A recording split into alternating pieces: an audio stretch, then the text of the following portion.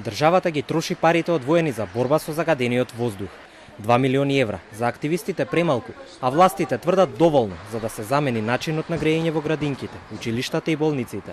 На вчерашната 153-та седница на владата се донесе одлука за пренамена на средствата од планот за чист воздух со цел да се замени системот за затоплување во болницата во Струмица од нафта да се користи газ.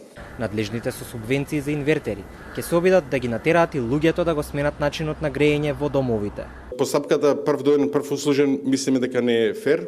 Приоритет ќе имаат зоните со највисоки емисии на воздухот и ранливите, така наречените ранливи потрошувачи. Субвенции за инвертери делеше и град Скопје. Планираа да ги поделат до ноември, но жителите на главниот град веќе ги потрошија. Градоначалникот Шилегов тврди дека градот прави доволно во очи на новата грејна сезона која е на прагот. Побара трпение од граѓаните. Дека градот Скопје доби топловодната мрежа. Ми се чини за мене една од фундаменталните мерки. Во текот на минатата година, кога имаше контраверзии, работи нешто или не работи градот, ние го заокруживме гасоводниот прстен околу градот Скопје. Екоактивистите имаат порака до политичарите.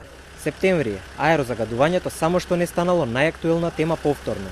2 милиони евра се премалку, а вие не направивте доволно, изјави Невена Ѓоргиевска од Одва иницијатива.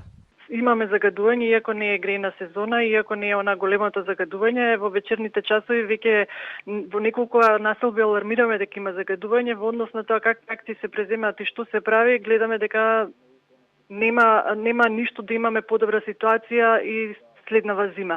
Ѓоргиевска ги повика надлежните да ги поправат мерните станици кои што не работат и ги предизвика властите на похрабри реакции во контролирање на индустријата и загадувањето кое што потекнува од индустриските оджаци.